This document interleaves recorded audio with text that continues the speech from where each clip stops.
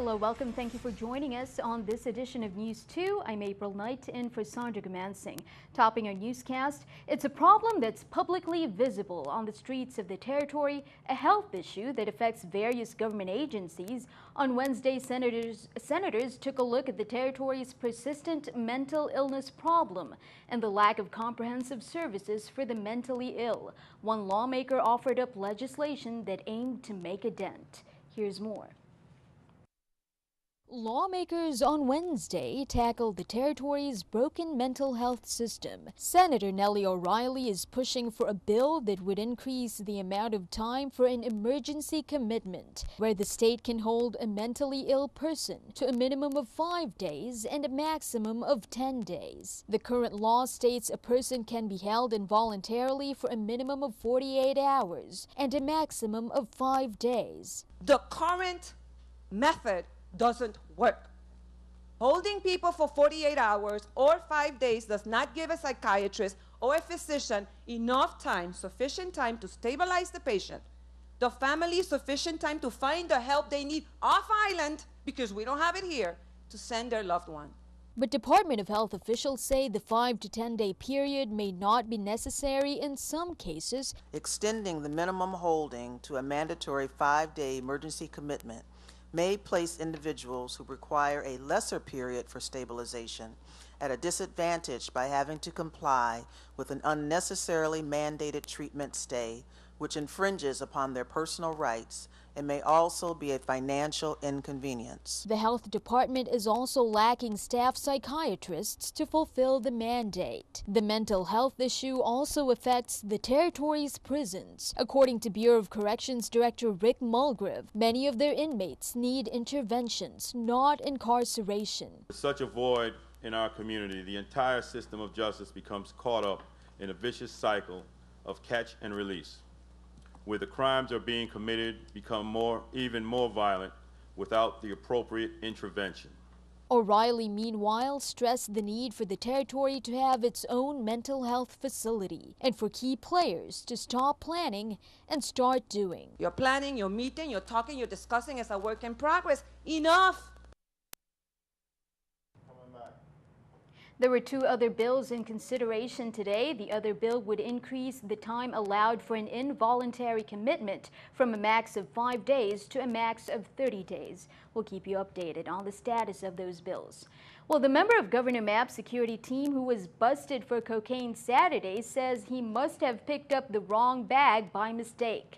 Neil Chesterfield, 37 years old, was arrested Saturday and charged with possession of approximately 21.5 kilos of cocaine with intent to distribute.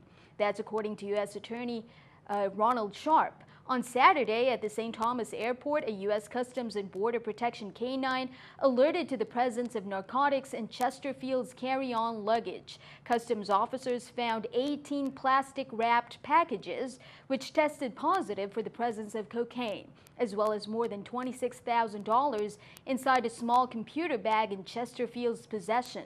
Chesterfield has been suspended without pay and remanded to the custody of the United States Marshals pending his trial. Meanwhile, still no developments on the investigation into the shooting deaths of 2 police officers on St. Croix. Officers Alicia Lamy and Kai Javois have both been laid to rest 2 weeks ago, but only one person of interest, Officer Francis Williams, has been arrested and not for the murders. Also, no update on the shooting of firefighter Gregory Lewis, who was shot in the back of the head in front of the hotel company fire station on St. Thomas. We'll keep you updated on any developments as soon as they become available. The VI government is taking a closer look at this violence in the territory. Governor Kenneth Mapp recently signed a contract with the Research Foundation of the City of New York on behalf of John Jay College's National Network for Safe Communities. It's a service contract that would provide technical assistance to the VI government in a bid to reduce gang violence in the territory. They'll also be collecting data on the cause of violence in the Virgin Islands.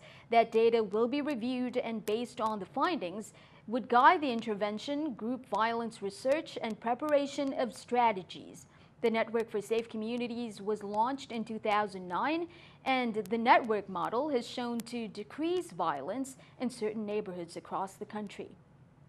Well, as we reported on Friday, the first meeting of the InterVirgin Islands Council was held on St. Thomas at the Marriott's Frenchman's Reef. The Virgin Islands welcomed a delegation from the British Virgin Islands. The goal of the council and the weekend gathering was to explore issues that jointly affect the USVI and the British Virgin Islands. Governor Kenneth Mapp was there along with his BVI counterpart, Premier Orlando Smith, and security and public safety seemed to be at the top of their list.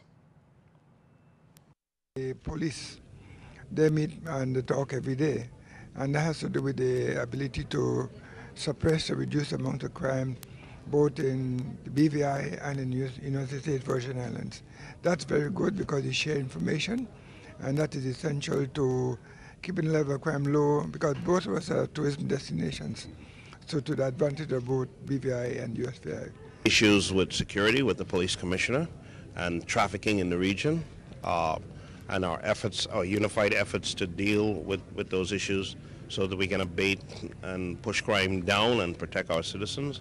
And more importantly, or as important, the issue of health, particularly driven by the Zika virus in the region, and how it's affecting our communities, and how we can mutually ensure that we're educating our citizens and making sure they have the resources and the preparation that they need. Well, the United States Coast Guard is searching for a woman who reportedly fell overboard on Wednesday from the Carnival Ecstasy cruise ship, approximately 27 miles southwest of Freeport, Bahamas. The Coast Guard received notification from the cruise ship that a 32-year-old woman was reportedly seen falling overboard at approximately 2:30 in the morning. That was Wednesday from the 11th deck. She was wearing a white dress with pink floral. A Coast Guard Dolphin helicopter crew, an Air Station Ocean Sentry airplane crew, and the Coast Guard cutter Gannet crew are assisting in the search. The Carnival Ecstasy's last port of call was in Nassau, Bahamas on Tuesday. Well, we've reported on the Virgin Islands' effort to hold Honda and Takata responsible for faulty airbags that have caused 10 deaths in the United States and affect approximately 7,000 vehicles in the Virgin Islands. Well, now you can have your car repaired if you suspect that your make and model is affected by the recall. Those dates are coming up, so pay attention. If you're on St. Croix, you can go to the Hendricks International Honda location. That's in La Grande Princess and Christiansted. They will be accepting affected cars for repair from September 8th, that's tomorrow, Thursday, until September 10th on Saturday. On St. Thomas, John's Auto will be repairing affected cars at the Fort Christian parking lot starting September 15th, that's next Thursday, until September 17th, next Saturday.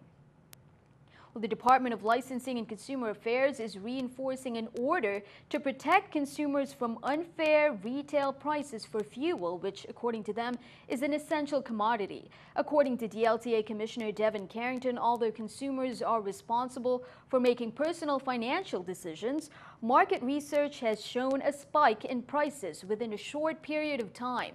Virgin Islands gas retailers were officially notified with a letter stating that wholesalers will only be allowed to increase prices of gasoline and diesel after submitting a written request to the department showing the date of delivery, the amount of the proposed increase, along with submission of an invoice evidencing the increased prices. They also need to receive approval from the department before implementing the price increase. The Virgin Islands Water and Power Authority is getting sued by one of its vendors after failing to pay for fuel oil that the authority purchased. Trafigura Trading has filed for summary judgment in its $26 million lawsuit against WAPA for past due fuel bills. Trafigura has already threatened legal action last year. According to WAPA, it's experiencing financial difficulties, and a lot of it is due to unpaid power bills by VI government agencies. The central government owes WAPA some $14 million in debt. Recently, WAPA's credit has also been downgraded by all three major credit rating agencies, and the authority also cited the government's unpaid power bills as a factor. On that note, WAPA is informing its customers that the St. John Customer Service Office will be closed from 8 a.m. to noon on Thursday, that's tomorrow, September 8th, for a mandatory departmental training. The office will reopen at 12 noon. If you need assistance, you can call the authority's customer service office on St. Thomas at 774-3552. Turning our attention to the mainland, Congress came back this week from their summer recess, and the battle over how to fund the fight against the Zika virus has continued, with Senate Democrats yesterday blocking a $1.1 billion funding bill with some controversial amendments. And today, additional calls for action on both sides of the aisle. Diane Gallagher has this report from Washington, D.C. on the latest congressional battle. As the fight against the rise of Zika continues from the air and on the ground in Florida. On this vote, the yeas are 52, the nays are 46. A different kind of battle drags on Capitol Hill over funding to combat the Zika virus.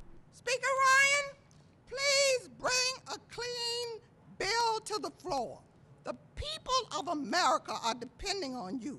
The unborn children of America are depending on you. Now, Democrats are crying foul over provisions in the $1.1 billion House bill stripping a ban on Confederate flags in military cemeteries and blocking Planned Parenthood funding. Republicans continue to play politics with this crisis. But House Speaker Paul Ryan, give me a break on this thing, objects to the criticism. The House did its job, and the Senate has been blatantly political with Zika funding.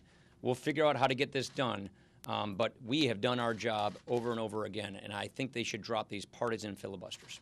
Not all members of his party agree.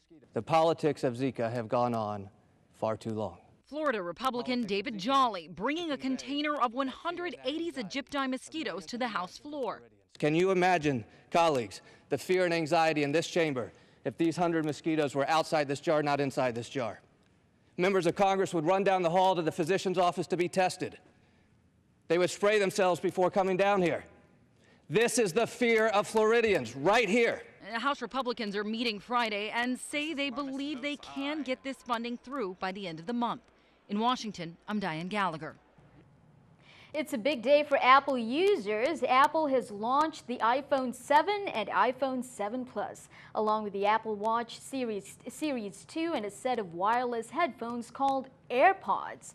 The new phones come in two sizes, a 4.7-inch screen and a 5.5-inch Plus model, and feature several changes, including water and dust resistance, a major upgrade to its camera with a dual lens system on the iPhone 7 Plus that allows for improved long-range photos. They also removed the headphone jack in favor of earbuds that connect through the phone's charging port, or wireless headphones at extra cost. A redesigned pressure-sensitive home button was also installed. iPhone 7 prices start at $649. iPhone 7 Plus starts at $769. You can start ordering on September 9th. That's Friday. Keeping our eye on the economy, here's a look at the stock market watch with our New York Stock Exchange.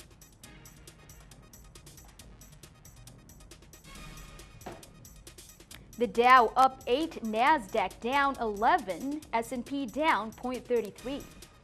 Coming up on NEWS2, could obesity lead to cancer? We've suspected as much, but now there's research to back it up. We'll have details when we come back.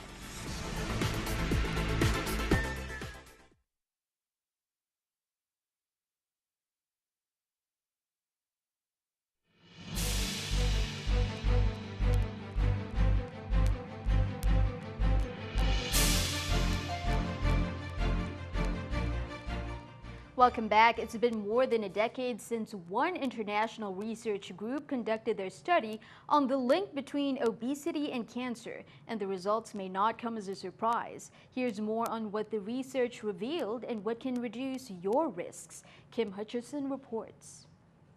There have been countless studies done over the years that have tried to link what we do or what we eat and drink to cancer. But the latest study from the International Agency for Research on Cancer reaffirms that obesity is linked to numerous types of cancers. The agency's first study on obesity was conducted back in 2002. Research found that people with excess body fat were at a higher risk for certain cancers like colon, kidney, and postmenopausal breast cancer. Fast forward to 2016. Results from their reassessment only add to the list. Liver, gallbladder, pancreas, ovarian, and thyroid cancers, just to name a few. The lead author of the study believes the link lies in excess body fat triggering chronic inflammation, which can lead to cancer. The head of the nutrition program for the American Institute for Cancer Research says 2 simple things can help reduce cancer risks: eating healthier and exercising. For today's Health Minute, I'm Kim Hutcherson. Here's some sad news. Former Commissioner of the Department of Planning and Natural Resources, Roy Adams, has passed. Senator Novell Francis sent out his condolences to Mr. Adams' family and loved ones on Tuesday. Adams joined government in 1979 as Assistant Director of Planning and rose through the ranks to serve as Commissioner in the early 90s. Adams authored the Territory's building codes and was critical of the Territory's development both before and after the devastating Hurricane Hugo. Francis called him a true public servant. Our condolences to the family. Well, some 60 firefighters are receiving intensive training this week on how to deal with a propane emergency. The training was sponsored largely by IPAWS, a company co-owned by Vitol Corporation, which holds the WAPA contract for the propane conversion project. VI Fire Service Deputy Chief of Training Antonio Stevens said that the training is critical for firefighters because response to a propane emergency is different from handling a structural fire, and it requires specialized skills, he said. Funding for the ongoing training course was made available through a grant from Vitima. Here's more.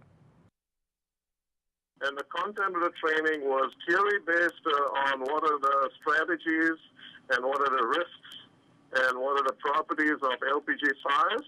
So Vitol Corporation purchased the training props so that the firefighters of the VI Fire Service can actually fight live LPG fires on a training prop. This is going to reoccur several times, and the benefit of Vitol purchasing the training prop where live fire training can occur is that the VI Fire Service can use this prop repeatedly whenever they choose to either do refresher training or to train new firefighters.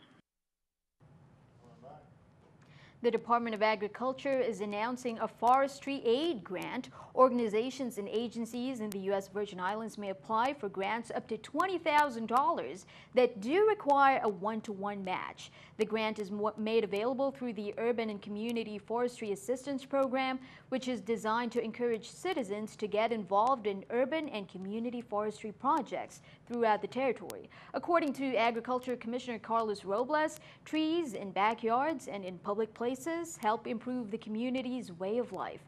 Grant awards will be made on a competitive basis. The deadline for proposals for this grant cycle is Monday, November 7th. Proposals may be mailed or delivered to the Department of Agriculture offices on St. Croix, St. Thomas, or St. John.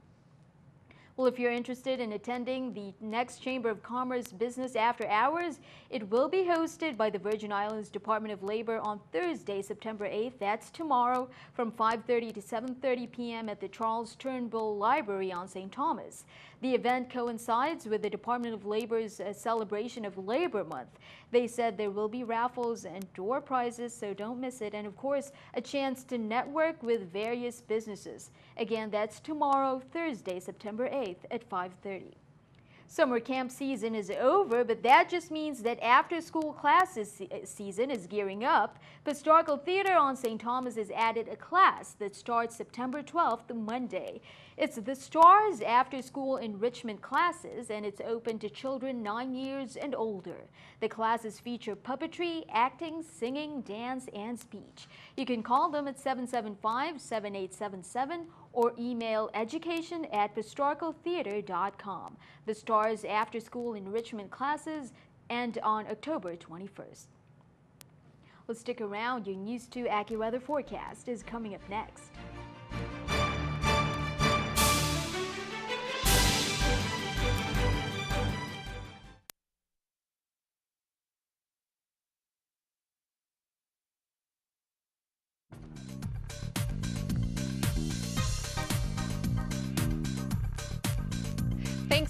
Now, yesterday was a pretty nice day. We just had a couple of isolated showers.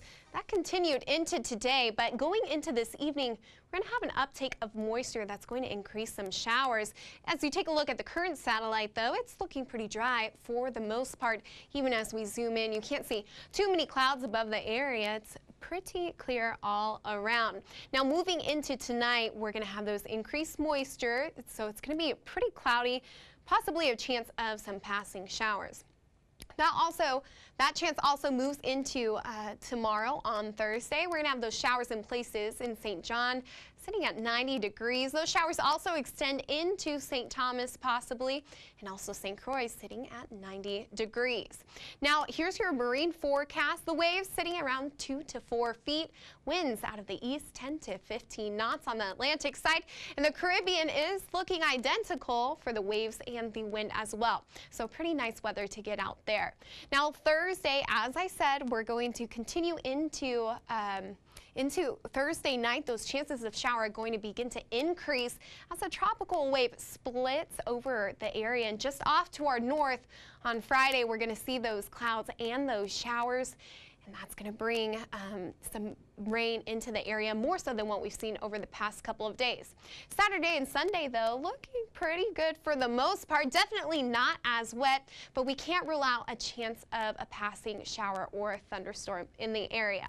Now, early next week to midweek, Monday, Tuesday, or Wednesday, there is currently a tropical wave that's pretty strong off of the coast of Africa. That's going to be moving into our area. It does have the potential to develop at that point, so we'll be keeping an eye on that.